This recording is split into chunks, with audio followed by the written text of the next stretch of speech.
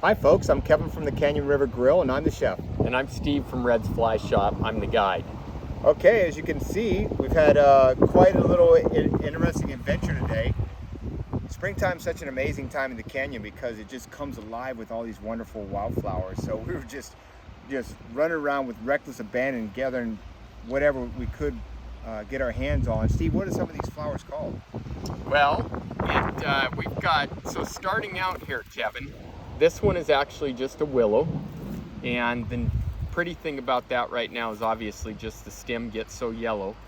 The yellow flower here is Oregon grape. You have to be kind of careful because it's a little bit prickly. Oregon grape this time of year has really beautiful yellow flowers on it, but really it looks a lot like holly. The leaf itself feels and looks like holly. And very fragrant too. It will get that very fragrant, and it'll get that nice, purple grape later in the year then.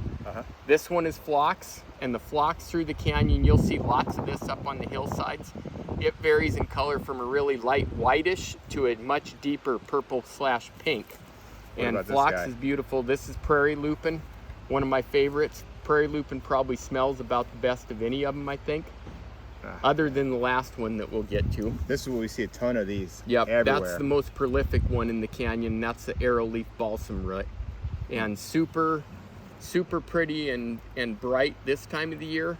But these leaves in the fall are the ones that they dry out completely and make lots of noise. So when you're trying to hunt big game late in the fall and sneak up on something, these are the crunchy ones that spoil your stock. Nope. What about That's Antelope bitterbrush.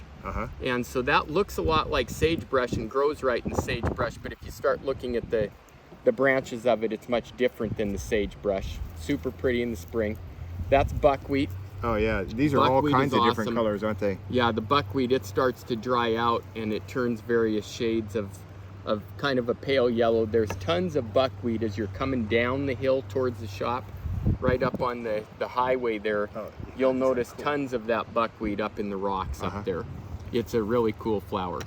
And then that's Western serviceberry there. That's a much bigger bush. And that Western serviceberry, when you look up some of these really rocky canyons driving up and down the road, especially all the way up towards Mount Baldy, which is about 5 miles below the shop here, in a couple weeks it's almost gonna look like snow up in there because there's so much of that Western serviceberry that's bloomed.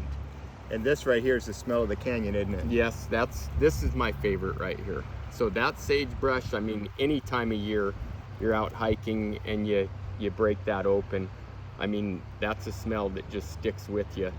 And one that you don't smell that smell unless you're doing something fun and enjoyable.